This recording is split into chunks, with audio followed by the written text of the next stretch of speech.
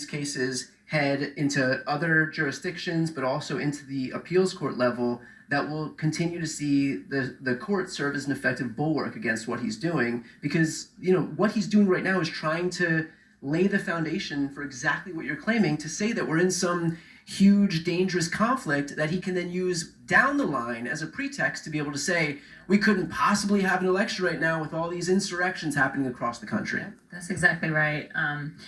So I mean, much like what I experienced when I was practicing law, it depends on what circuit, honey. Some circuits are better than others. They are not made equally. So, I think that the things that he does are so outlandish that potentially surviving the circuit courts looks good no matter how conservative the circuit court is, because it's just so far out and you have to build a consensus by the time you get to the circuit court. It's not going to be one person. It's that Supreme Court.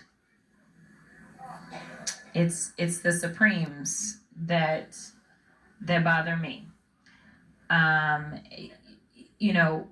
The fact that he has, I think I was on your page, and I think you were the one that posted this, but the fact that he has this immunity right now, it has only further emboldened him.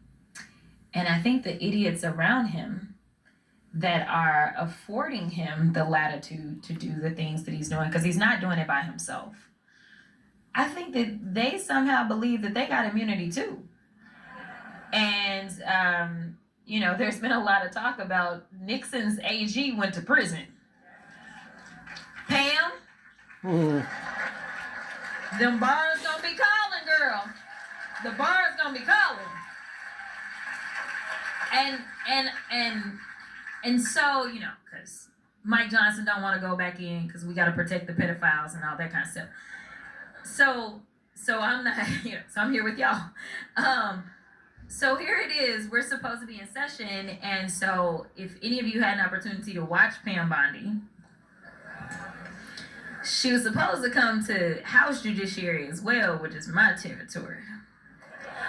And the gag on this is that when it was announced that she was going to be testifying in front of our committee, one of the Republicans on the committee texted me and said, Pam is coming, so get ready. This is one of the Republicans, right? And then I had to get onto my staff. I'm like, why didn't y'all tell me? They were like, what are you talking about? Like, it was breaking news, and a Republican told me because he wanted me to get ready. And so, but if you noticed what she did try to do, she just decided to be evasive because she was about to lie under oath, something that they just charged somebody else for. She was about to lie to Congress. And so it is really disturbing to see that, but I don't know that we will get what we need out of the Supreme Court. I appreciate that our trial court judges, no matter how far right they may be, they seemingly are doing their best to still stay tethered to the Constitution itself. These are people that have lifetime appointments, but the difference between a Supreme Court justice and every other judge in this country, whether you're talking about a federal judge or whether you're talking about a state judge or even a city judge, is that they all have some form of ethics that can bite them in their ass. Unfortunately, we don't have that when it comes to the 9 most important and most powerful judges in our country. And so now that Trump has exposed all of these problems and loopholes within our democracy, I do think that it is going to be important that we fortify in all ways, in all branches, and we absolutely have to start by making sure that there is some rule of ethics that our Supreme Court justices have to abide by, because right now, just like the Department of Justice has been turned into his personal law firm or his personal retribution firm, whichever you want to call it, that's what I feel like we're missing with the Supreme Court, is we don't know who's putting money into their pockets. We do know that they are taking money, though. We have figured that part out, right? So we don't know who all is doing what and pulling what strings. And frankly, I don't believe, whether you're Democrat, Republican, or Independent, their approval rating is some of the lowest that it's been in the history of this country, because some of these opinions are so far out that they literally don't make sense. And so I never know when I can rely on the Supreme Court to just follow the basics. And so I think the circuit courts I think they'll do what they need to do on these very clear situations. But as we talk about him not being tethered to reality, he just had his annual checkup. Home insurance policy that delivers. You're trying to break through the media cycle and all. You got to be very thoughtful about when you put certain stuff out. So I was like, oh, we're going. And so we took all these incidents, and my staffer, I'm like, dude, this letter is getting way too long. I mean, it was like he's falling asleep. He forgets that he appointed Jerome Powell.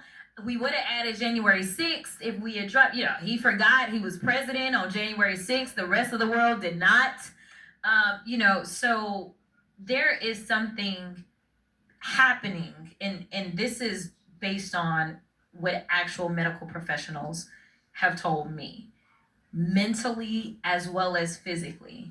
And then after they put out their report of his most recent physical, it has only led those on the medicinal side to think for sure that he had a stroke. And so there are some that are believing that it may have taken place when he went MIA, because he never goes away, y'all, never. But when he went MIA, and then all the theories started popping up, and it's like, is he alive? What's happening? Because there was nothing, right?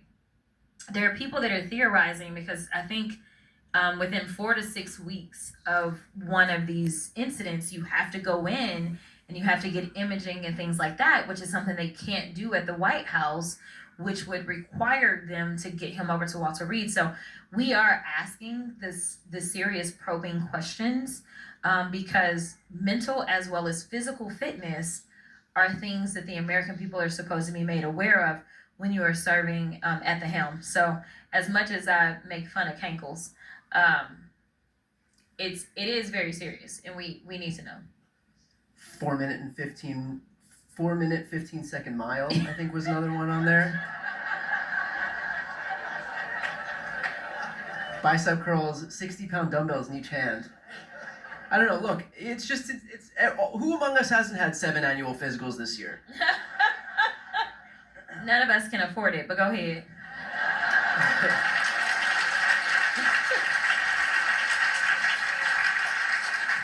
The big cynic in me is like, these are the motherfuckers that live to like 110.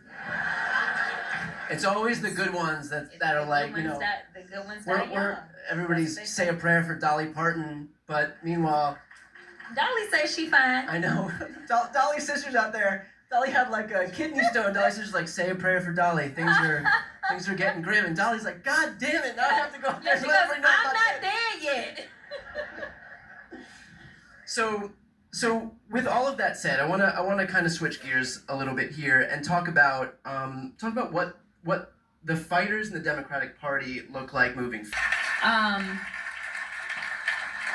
I say that, and some people, I come from the civil rights streets, so I've been out there, I've marched, I've helped protesters, I've done all the things, and some people are of the school of thought that none of that matters. It does. It does. I will tell you that is not the only thing that we have to do. But number one, when you are in community like that, you start to figure out who else is seeing the world the way that you are. It is a great way to organize. And so for me, it's a matter of, what are we going to do? What are we going to do to make sure that we send a message to those in power of who holds the real power? And that's the people. The best example that I can give you of truly, because some people are like, I don't know. The best example I can give you is Jimmy Kimmel. Best example. Because when the people decided to be mad and decided to operate with their pocketbook, it changed everything in 3 days. It was real fast. Whatever it was real fast. Disney was like, right? But we have to have that type of discipline in so many other areas, especially since this administration is money driven. They don't want to listen to us as individuals. But these billionaires that they're looking out for, they became billionaires on our backs. It's because of our labor and our dollars that afforded them the luxury of becoming billionaires. And so when you start to say, you know what, we don't align, we're gonna pull back, then those people then go talk to him, because that's the only people he's gonna listen to. He's not listening to us. He's not listening to the Republicans that are leaving the House and the Senate in droves because they know that they cannot get reelected. He's not listening. It's not real. But what they do is they're creating, again, kind of this alternate reality for some people, and it is becoming so real to the extent that there are people that get activated. Also, I'm a gun-toting Texan. I've never shied away from telling people that I got guns. So they can't ever be like, oh, she's one of them Democrats. I got a license to carry. That's number one. But also, you know, I come from a lineage of people that I know that they didn't risk their lives for me to then be able to be in a position of power and to be afraid. So we're very thoughtful. Poor Capitol Police is overwhelmed because of all the threats that kind of come in on so many of us. But, you know, and frankly, I trust Capitol Police, but I don't know how I trust.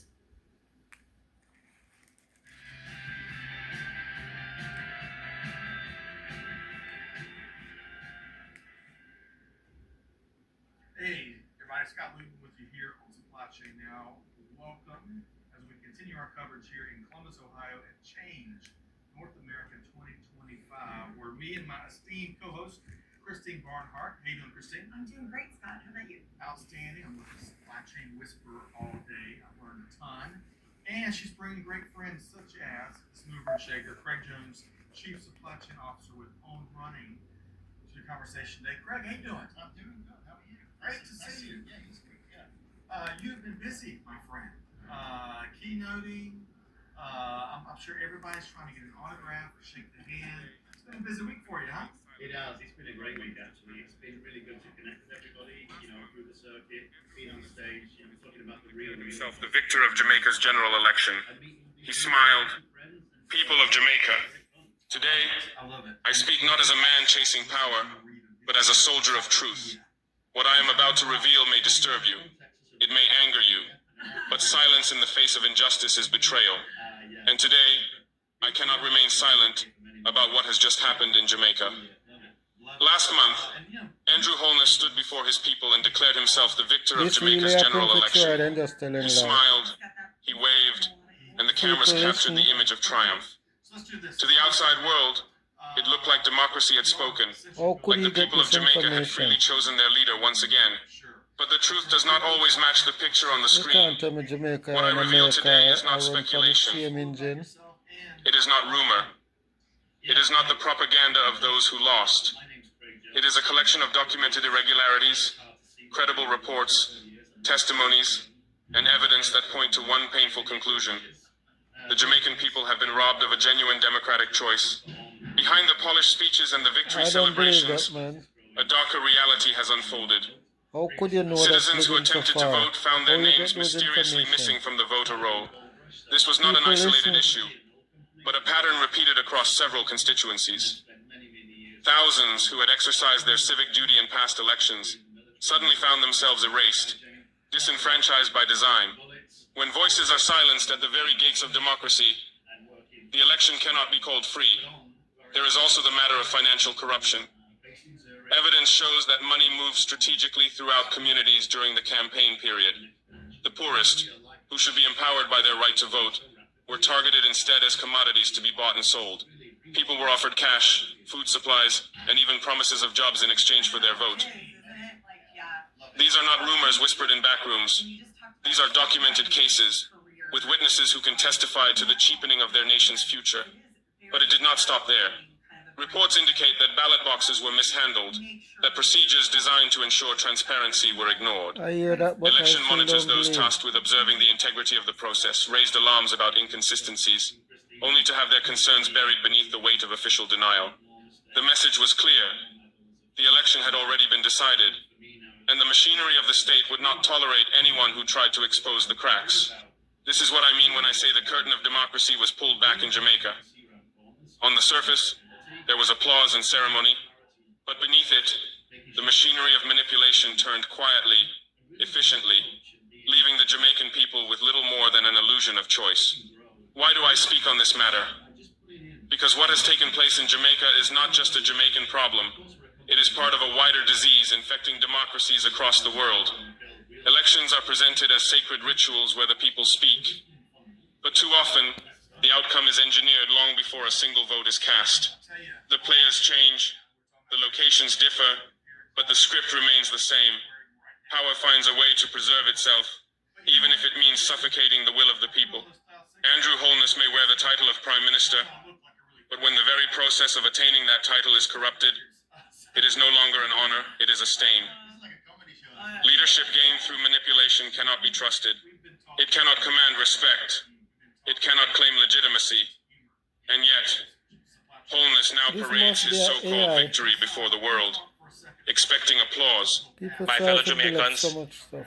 I address you tonight from the office of the Prime Minister, an office to I the hold Prime by the Minister. confidence you placed in me to lead, to protect, and to preserve the institutions that make Jamaica a sovereign, functioning nation. I do so mindful of After that duty I'm looking and at with him the talking solemnity and looking at his it mouth, deserves. that doesn't look like he's Recent days talking have brought for much That's supposed noise, to be some AI. much passion, and for some confusion. A voice far from our shores has made claims about our people, our processes, and our institutions. Those Look, he's claims still talking when he were stopped. loud. They were dramatic. They were broadcast to audiences who may not know Jamaica beyond the headline. I will not let noise become the ledger by which our national story is written. I will not let spectacle substitute for truth. Let me begin with a basic fact. In the recent general election, Jamaicans spoke at the ballot box That's in a hair. Look communities on him mouth. across our parishes, with the Why people resolve doing that that? marks our Telling national lie character. on people. The outcome returned my government to office to continue the work of security, growth, and opportunity for all Jamaicans. That result was recognized and reported by many observers and media outlets. To those who entrusted me with their vote, I thank you Look, for your it's trust. not real. To those who voted for other parties, I hear you. I respect your place in Jamaica's diverse democratic conversation. Democracy is not the monopoly of a single view. It is the arena. People of Jamaica, today, I speak not as a man chasing power, Finally get it. So for the men and women who are in their 50s and 60s, it's not necessarily I'm about just sex that updating keeps some their stuff, so relationship. just They don't please date watch, or they don't get married for like, sex. share, They get and married for comment. companionship. I'm so sorry. Respect to my older couples. It's just that we are young, we are millennials. These men, they love sex. We love intercourse. We love intimacy. But I get it. So it depends. Okay, so now I find. I am so in love with you that all I think about all day is you. I don't know what you did to me. I am madly in love with you. Nobody ever prepared me for that. I am so in love with you. Need to But it fix. just wasn't my passion. Sir Andrew And Holness, it took a sir. while for me to. Me nah lock up no man for no water Sorry, gun. Mom. All you know do is come up with some fuckery law. And what did your And parents Jamaica do have about some it? They better fought issues together. that need to fix. Parents came in the Sir early Andrew 70s. Holness, sir. There was a huge Me wave nah of lock up no migration man from for no Look water like gun. everything. All you know do is come up with some fuckery From law. Jamaica with And the Jamaica water have gun some law. better issues that need to few fix. restaurants. Sir Andrew to the Holness, sir. elections they Me nah lock up no man for no assume water gun. stolen All you do is come up with some and fucking more. law. And Jamaica So have like some my better issues that need to channel, fix. share my Sir video, Andrew Holness, sir. subscribe. It was just a Me thing nah that lock we up did no man for no water gun. Today is not a day for politics. Please It listen is not a clearly day for about rehearsed Jamaican lines, helping Africa carefully with crafted press 600 statements, million. or diplomatic posturing. Actually learned a lot. Today is a day for True courage, stories from my a day for reflection, a day for an apology that carries not Please just like, words, share, and but subscribe. substance. An apology valued I'm not giving only you in the the currency of everything dollars, in but in this the currency video. of justice, dignity, and humanity. For years, the world has watched as the people of Burkina Faso have struggled against the weight of external pressures, unfair geopolitical manipulations, and centuries-old structures designed to keep nations like yours small. For too long, many of us, directly or indirectly, stood on the sidelines, complicit in silence, benefiting from the imbalance of power that stripped Africa of her voice, her resources, and her dignity. And for that, I say, as the Prime Minister of Jamaica, we were wrong, profoundly wrong. Big This apology apology is from not the Prime performative, Minister of it is Jamaica not symbolic, to it is the backed by African. action. Jamaica, for the first time in its modern history, is making a $600 million reparative commitment to the government and people of Apology from the Burkina Prime Faso. Minister of A gesture Jamaica not born out to of the pity, President but out of of Bokassa. moral clarity, historical accountability, I find and the understanding that reconciliation without restoration is an empty word. they emulate. This is why I stand here today And it's as simple before as the world to deliver a formal, unequivocal apology to President Ibrahim Traoré and the people of Burkina Faso. Your nation, under your leadership, President Traoré, has become a symbol of courage in an age where silence often masquerades as diplomacy. You have chosen to walk the hard road, the road of sovereignty, dignity, and self-reliance, a road that many warned would be lonely and unforgiving. But instead, what we have seen is the emergence of a nation unwilling to be dictated to, unwilling to be carved into someone else's geopolitical chessboard. And for that, you have earned not only the respect of your people, but of millions across the globe who watch in quiet admiration. I speak to you as the head of a small Caribbean nation, one that has its own history of oppression, exploitation, and colonial entanglement. Our people, like yours, were made to believe for generations that our destinies could only be written by foreign hands. We were told to be grateful for crumbs while our labor, our lands, and our future enriched others. We were told to be silent, but silence does not heal wounds. It only buries them deeper. And buried wounds, as history has shown us, do not disappear. They fester, they rot, and eventually they force their way to the surface. The story of Burkina Faso is not far from the story of Jamaica. Two nations that stood on the periphery of global power, two peoples who inherited chains they did not forge. But there comes a time when history demands accountability, not from those who inflicted the wound alone, but also from those who stood by and watched. There comes a time when moral responsibility must outweigh political convenience. And that time for Jamaica is now. When I look at representatives of the African Union, members of the Parliament, and the people of Jamaica watching this historic moment, I stand before you today not merely as the Prime Minister of Jamaica, but as a man humbled by the weight of history and by the responsibility of acknowledging a truth that has lingered for far too long in silence. Today is not a day for politics. It is not a day for rehearsed lines, carefully crafted press statements, or diplomatic posturing. Today is a day for courage, a day for reflection, a day for an apology that carries not just words, but substance, an apology valued not only in the currency of dollars, but in the currency of justice, dignity, and humanity. For years, the world has watched as the people of Burkina Faso have struggled against the weight of external pressures, unfair geopolitical manipulations, and centuries-old structures designed to keep nations like yours small. For too long, These are life lessons. many of us, directly or indirectly, stood on the sidelines, complicit in silence, benefiting from the imbalance of power that stripped Africa of her voice, her resources, and her dignity.